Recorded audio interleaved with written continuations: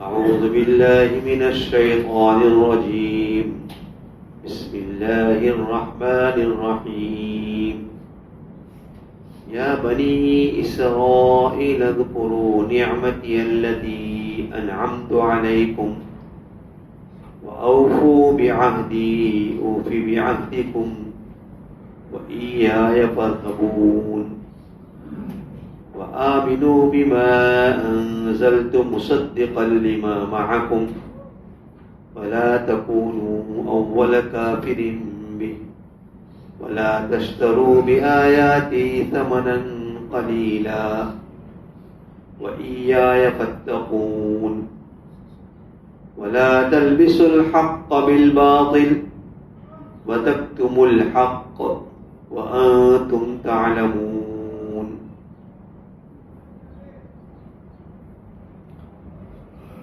سورہ بقرہ کے مضامین چل رہے ہیں.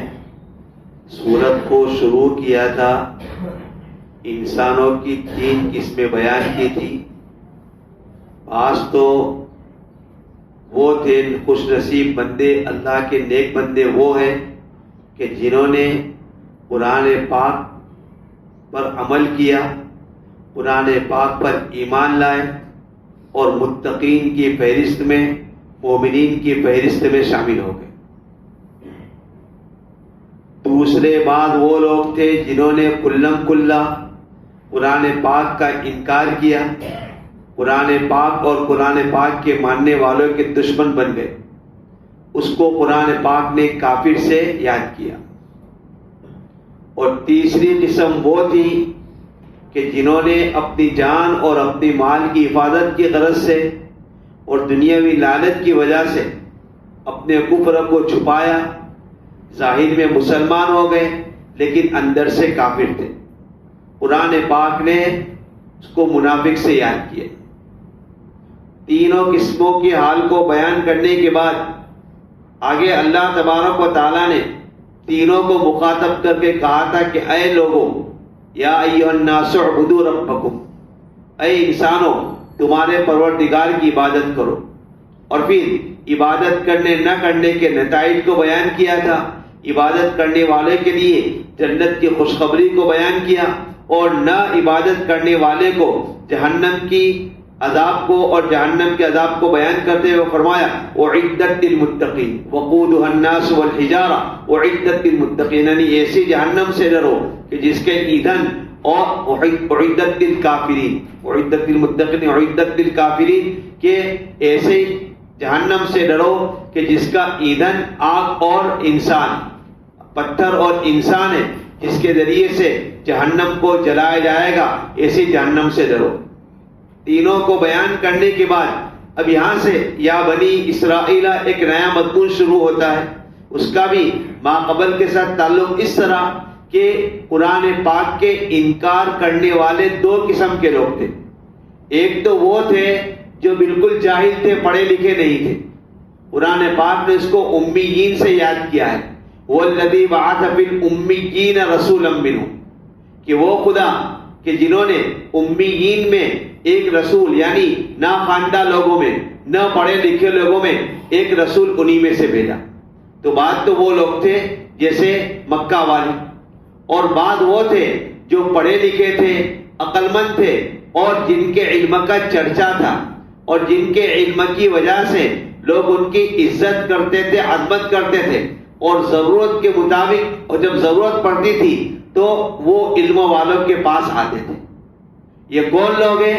یہ اہل کتاب. قرآن پاک نے اس کو اہل کتاب سے یاد کیا ہے، یعنی مراد یہود اور نصارہ، کہ یہود اور نصارہ یہ پڑھے لکھے تھے، آسمانی کتابوں کے عالم تھے، سب کچھ جانتے تھے، لیکن جب قرآن پاک نازل ہوا تو وہ لوگ ایمان نہیں لائے. تو یہاں اب انہی کا تذکرہ ہے. اللہ تبارک و تعالیٰ نے یاد کیا یا بنی اسرائیل. بنی اسرائیل کون ہے؟ اسرائیل یہ حضرت یعقوب علیہ السلام کا دوسرا نام ہے. یعقوب علیہ السلام کے 2 نام تھے، ایک تو یعقوب تھا اور ایک اسرائیل. اور اسرائیل عبرانی زبان کا لفظ ہے جس کے معنی عبداللہ. اسرائیل کے معنی کیا؟ عبداللہ، اللہ کے بندے. تو قرآن پاک نے ان کے ماننے والے، اور دیکھو حضرت یعقوب علیہ السلام کے بعد جتنے بھی انبیاء کرام دنیا میں تشریف لائے سب حضرت یعقوب علیہ السلام کی نسل سے.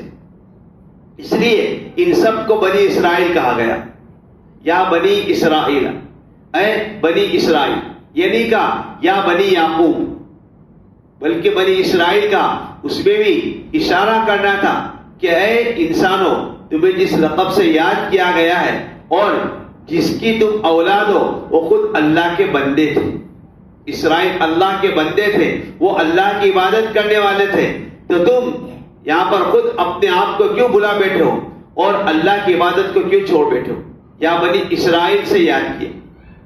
یہ بنی اسرائیل ان کے دو نام ہیں، ایک تو جو بنی اسرائیل کے نام سے ہے اور ایک نام ہے یہودی. یہودی یہ حضرت یعقوب علیہ السلام کے 12 بیٹوں میں سے ایک بیٹے کا نام تھا، جو بڑے بیٹے تھے اس کا نام یہودا تھا. یہودا کی طرف نسبت کرتے ہوئے ان سب کو یہودی بھی کہا جاتا ہے.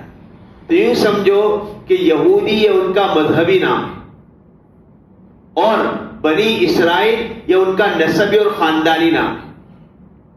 اس وقت قرآن پاک نازل ہوا اس وقت جتنے بھی بنی اسرائیل تھے، جتنے بھی یہودی تھے، وہ سب یعقوب علیہ السلام کے اولاد سے تھے.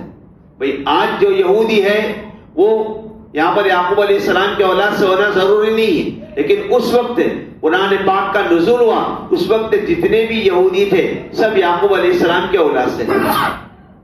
اور بعد وہ تھے جو انجیل پر عمل کرنے والے تھے، انجیل پر عمل کرنے والے جس کو عیسائی کہا جاتا ہے، جس کو نصارہ کہا جاتا ہے، وہ انجیل پر عمل کرنے والے. لیکن دونوں کی آپس میں دشمنی برابر تھی. قرآن پاک نے نقشہ کھینچا ہے کہ یہودی کہتے ہیں کہ نصارہ کوئی دین پر نہیں ہے، وہ جھوٹے لوگ ہیں، اور نصارہ کہتے ہیں یہودی کوئی دین پر نہیں، یہ لوگ جھوٹے ہیں. نصارہ کہتے ہیں یعنی عیسائی کہتے ہیں جنت ہماری ہے، جنت میں ہم جائیں گے اور ہم جتنے بھی گناہ کریں گے تو اللہ معاف کر دے گا. کیوں؟ اس لیے کہ ہمارا کفارہ عیسیٰ علیہ السلام نے سولی پر چڑھ کر دے دیا ہے. ان کا عقیدہ ہے عیسیٰ علیہ السلام کو سولی پر لٹکایا تھا، سولی پر چڑھ کر اس لیے ہم کچھ بھی گناہ کریں جنت تو ہماری، ہمارے باپ کی مل جائے گی. یہودی کہتے ہیں جنت ہماری ہے، 40 دن تک اگر کچھ ہوا تو 40 دن تک جہنم میں جلیں گے، پھر ہم جنت میں جائیں گے. اللہ تبارک و تعالیٰ فرماتے ہیں کہ جنت مسلمانوں کی ہے، اعدت للمتقین، یہ جنت پرہیزگاروں کے لیے تیار کی گئی. جو میری مرضی کے مطابق اور میرے حکم کے مطابق چلے گا میں ان کو جنت دوں گا. اور اب میری مرضی کے مطابق چلنا ہو تو ایک ہی طریقہ ہے، جو نبی آخری نبی کے اوپر جو قرآن پاک نازل ہوا اس قرآن پاک کے مطابق عمل کرو تو تم مسلمان ہو جاؤ گے، تم جنتی ہو جاؤ گے. یہودی نصارہ کچھ نہیں، مسلمان ہو جاؤ گے اور تم جنت میں داخل ہو گے. تو یہ بنی اسرائیل تھے. اللہ تبارک و تعالیٰ نے ان کو بہت سارے انعامات سے نوازا تھا، جیسا آگے آئے گا. من و سلوہ ان پر نازل ہوا تھا، آسمان سے دسترخوان نازل ہوا تھا. موسیٰ علیہ السلام کے ساتھ تھے. ایک مرتبہ پانی کی تکلیف ہو گئی، موسیٰ علیہ السلام نے پتھر پر لاٹھی ماری، 12 چشمے پھوٹ پڑے. سمندر سے راستہ پار کرنا تھا، موسیٰ علیہ السلام نے لاٹھی ماری، 12 راستے بن گئے. اور قسم قسم کی نعمتوں سے اللہ تبارک و تعالیٰ نے ان کو نوازا تھا. اس کا تقاضا تو یہ تھا کہ اس نعمت کو یاد کرتے اور آخری نبی کے اوپر ایمان لاتے. تو اسی کو کہا یا بنی اسرائیل اذکروا نعمتی التی انعمت علیکم، کہ یاد کرو تم میری ان نعمتوں کو جو نعمتیں میں نے تم پر نازل کی. جن نعمتوں سے میں نے تم کو نوازا اس نعمتوں کو یاد کرو. اور یاد کرنے کا تقاضا کیا ہے؟ اس نعمت کے یاد کرنے کا تقاضا یہ کہ نعمت ادا کرنے والے، نعمت عطا کرنے والے کا شکریہ ادا کرو. اور نعمت اللہ نے عطا کی ہے تو پھر اللہ کی بات مانو. اور اللہ تبارک و تعالیٰ نے حکم دیا ہے کہ جب آخری نبی آ جائے دنیا میں تو پھر آخری نبی پر ایمان لانا ضروری ہے. اب تمہارا توریت پر ایمان لانے کا اعتبار نہیں, تمہارا انجیل پر ایمان لانے کا اعتبار نہیں. اب اگر تمہیں مسلمان بننا ہے, جنتی بننا ہے, تو قرآن ہی پر ایمان لانا پڑے گا. یہ اعلان کر دیا. اب تمام شریعت منسوخ, اب آخری شریعت ہمارے نبی صلی اللہ علیہ وسلم کی رہے گی, ان پر ایمان لانا. اور یہ لوگ اچھی طرح جانتے بھی تھے, لیکن حسد کی بنا پر وہ ایمان نہیں لائے. تو اللہ تبارک و تعالیٰ نے یہ فرمایا کہ میری ان نعمتوں کو جو میں نے تم پر نازل کی, تو اس کی وجہ سے تم اس نعمتوں کو یاد کرو.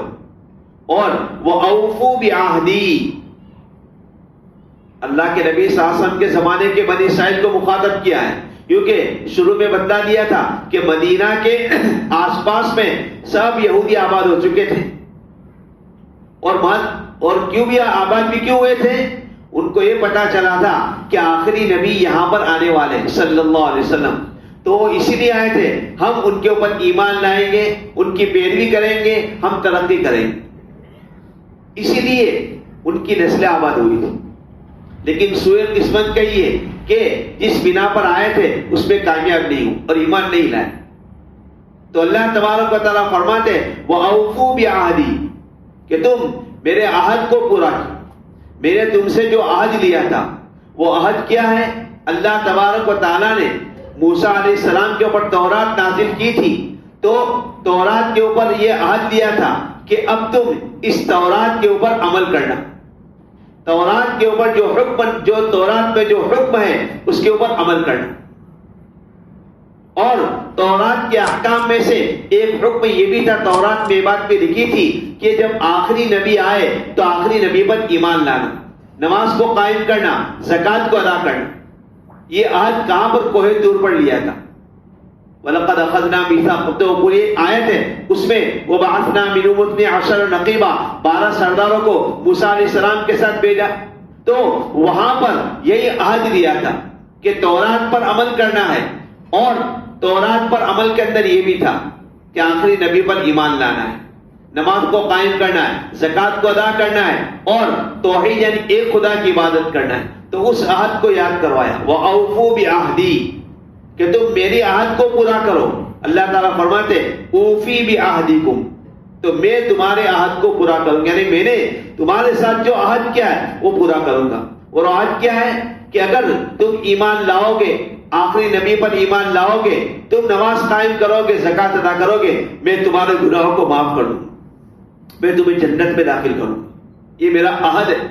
اور اللہ تبارک و تعالیٰ کا یہ عہد صرف بنی اسرائیل کے ساتھ نہیں ہے, آنے والے قیامت تک آنے والے سب انسانوں کے ساتھ ہے کہ اے انسانوں, اگر تم مجھ پر ایمان لاؤ گے میں تمہارے گناہ کو بخش دوں گا, میں تمہیں جنت میں داخل کروں. اوفی بعہدکم وَإِيَّايَ فَارْهَبُونَ, اور تم مجھ ہی سے ڈرو, کسی اور سے نہ ڈرو.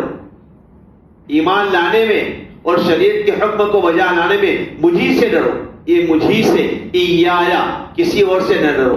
اس لیے کہ ان کو یہ خطرہ تھا بہت سی چیزوں پر. وہ معلوم تھا, بنی اسرائیل کو معلوم تھا کہ بھئی آخری نبی سچے نبی ہے. قرآن پاک نے کہا یعرفونہ کما یعرفون ابناءہم, کہ نبی کو اس طرح پہچانتے تھے جس طریقے سے اپنے بیٹے کو پہچانتے, اتنا سچا جانتے تھے, لیکن پھر بھی ایمان نہیں لاتے تھے لوگوں کے ڈر کی وجہ سے.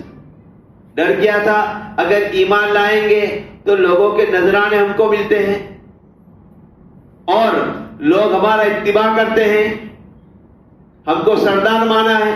اگر ہم نبی پر ایمان لے آئیں گے, ان کو سچ سچ باتیں بتلا دینی پڑے گی, تو ہمارے ماننے والے نکل جائیں گے, ہمارے نذرانے بند ہو جائیں گے اور ہماری سرداری ختم ہو جائے گی. یہ ان کو خوف تھا. جیسے آج کل بھی جو غلط لوگ ہوتے ہیں, غلط راستے پر ڈالنے والے ہوتے ہیں, تو ان کو معلوم ہوتا ہے کہ بھی ہم غلط کر رہے ہیں, سچ بات دوسری ہے, لیکن کبھی وہ بتائیں گے نہیں. کیوں؟ اگر سچ بتائیں گے تو سب سے پہلے تو اس کی پٹائی کریں گے, اور پھر اس کی سرداری ختم ہو جائے گی, اس کا پیسہ وغیرہ ختم ہو جائے گا. اس لیے وہ جھوٹ کو ہی پھیلاتے رہتے کہ یہی سچ ہے, یہی سچ ہے, اور سچ بات کو چھپانے کی پوری کوشش کرتے. تو اللہ تعالیٰ فرماتے ہیں لوگوں سے نہ ڈرو, مجھ سے ڈرو. اشارہ ہے اگر تم نے مجھ سے ڈر کر سب کچھ چھوڑ دیا تو میں تمہاری دنیا بھی درست کر دوں گا، آخرت بھی درست کروں گا. اس لیے آگے فرمایا وَآمِنُوا بِمَا أَنزَلْتُ کہ تم ایمان لاؤ اے بنی اسرائیل، اے یہودیوں تم ایمان لاؤ اس کتاب پر جو میں نے نازل کی.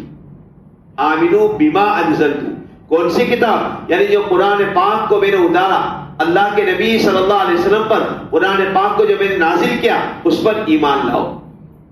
اور وہ قرآن پاک کیسا ہے؟ مصدقا لما معکم، کہ قرآن پاک تو ایسی کتاب ہے کہ جو تصدیق کرنے والا ہے. قرآن پاک ایسی کتاب کا جو خود تمہارے پاس بھی ہے.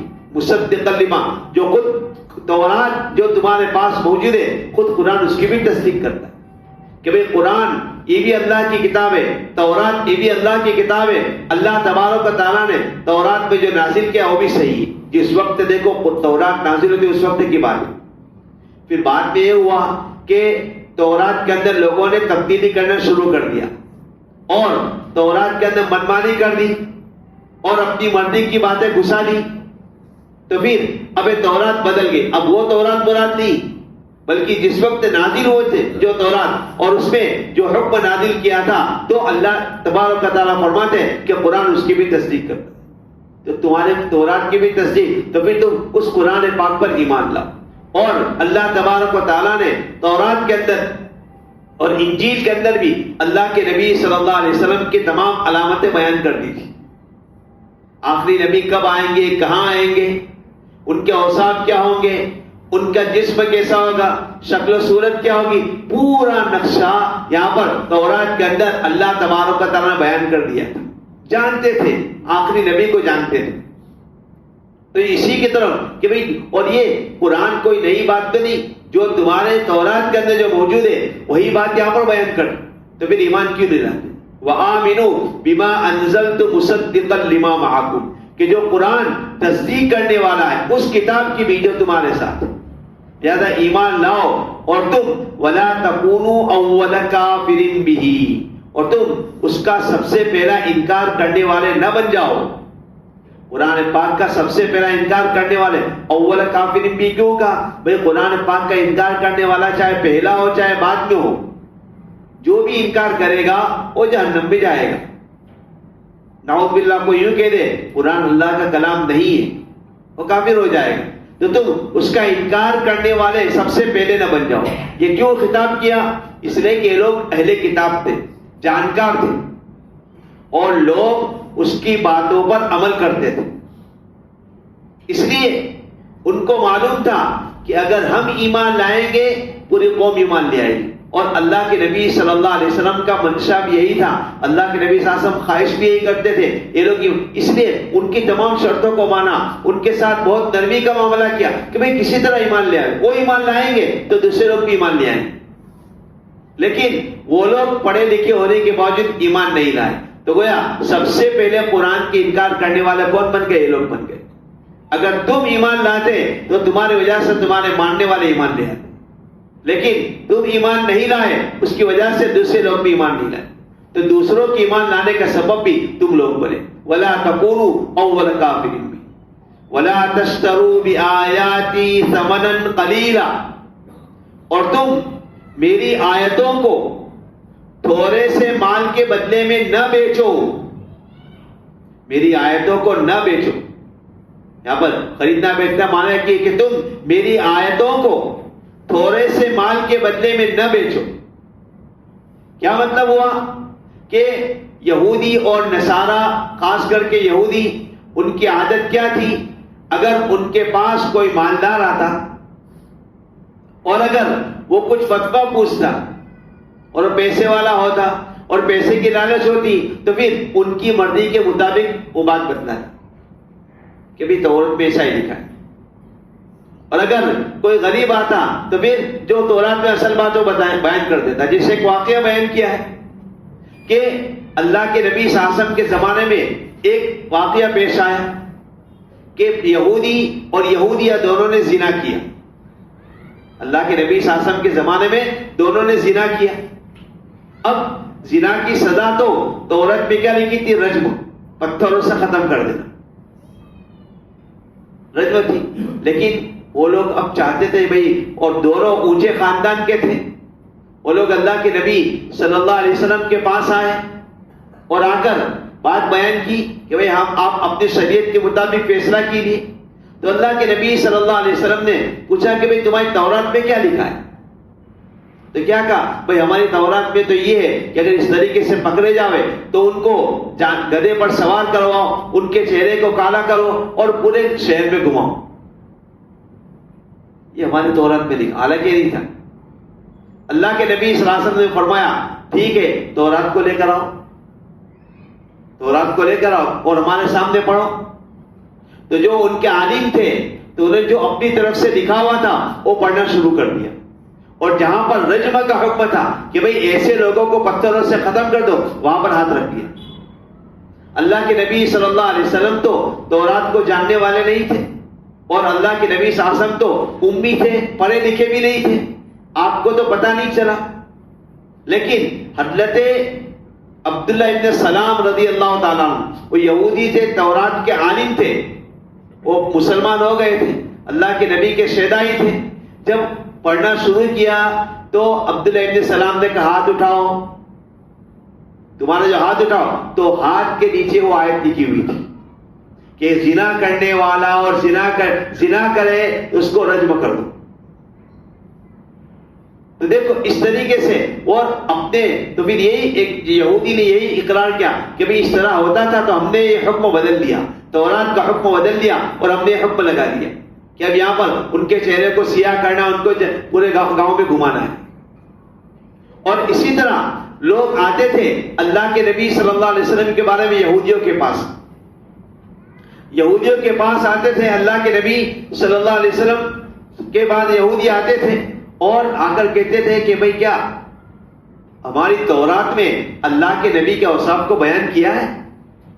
ہماری تورات میں اللہ کے نبی کی صفتوں کو بیان کیا ہے؟ تو یہودی کیا کہتا عالم کہ نہیں، ایسا کچھ بیان نہیں کیا، ایسے کوئی اوصاف بیان نہیں کی. ایک تو چھپاتے تھے اور ایک دوسرا کام کیا کرتے، بدل دیتے تھے پورا معنی کہ ہاں اللہ کے نبی کے اوصاف کو بیان کیا کہ اللہ کے نبی بہت موٹے ہوں گے، اللہ کے نبی اونچے لمبے ہوں گے، کالے ہوں گے، یعنی ایسے اوصاف بیان کے جو نبی کے نہیں تھے. مقصد کیا تھا؟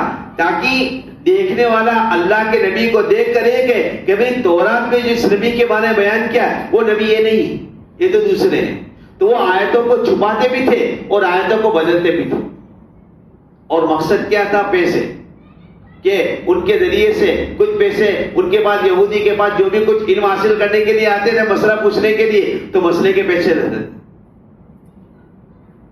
ایک مرتبہ ڈابل کا فتویٰ میں ایک جگہ پر لے کر گیا، ڈابل کا جو فتویٰ تھا میں پڑھتا تھا، میں لے کر گیا. تو اس کے گھر والے کہا کتنے پیسے دینے کے؟ میں نے کہا اگر فتویٰ لینے والے پیسے لیتے نا تو سب سے زیادہ مالدار مفتی ہوتے ہیں. کوئی اسلام مفتی فتوے کے پیسے نہیں لیتا، مفت میں بیچارہ خدمت کرتا ہے. مجھے جھولا کہنا پڑا کہ مفتی اگر فتویٰ دے، اتنے فتوے آتے ہیں ان کو فرصت نہیں ہوتی تو سب مالدار ہو جاتے.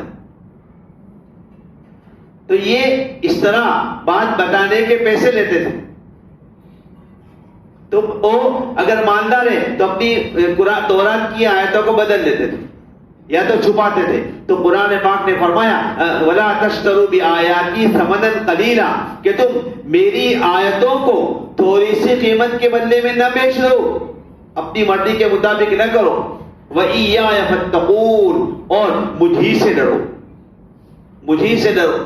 وَلَا تَلْبِسُوا الْحَقَّ بِالْبَاطِلِ، اور حق کو باطل کے ساتھ نہ ملاؤ. جیسے میں نے بتلایا کہ ایسی اگر کوئی بات اس طریقے سے گول مول باتیں بیان کر دی کہ ہاں جائز بھی ہے، اگر کرے تو ٹھیک ہے، نہ کرے تب بھی ٹھیک ہے. بھئی 40واں کرنا جائز ہے کہ نہیں؟ قبر کے بعد جا کر ہاں کرے تو بھی ٹھیک ہے، اور نہ اس طرح گول مول باتیں، صاف بات بیان نہ کرے، حرام ہے. کیونکہ حرام کہہ دیں گے نبی کہ تو یہاں پر بیٹھ کے یہ دھندے کرتا ہے. اگر کوئی آ گیا تو صاف صاف باتیں نہیں بیان کریں گے، گول مول باتیں. دھندا بھی چلتا رہے اور میرے اوپر کوئی آنچ بھی نہ آئے.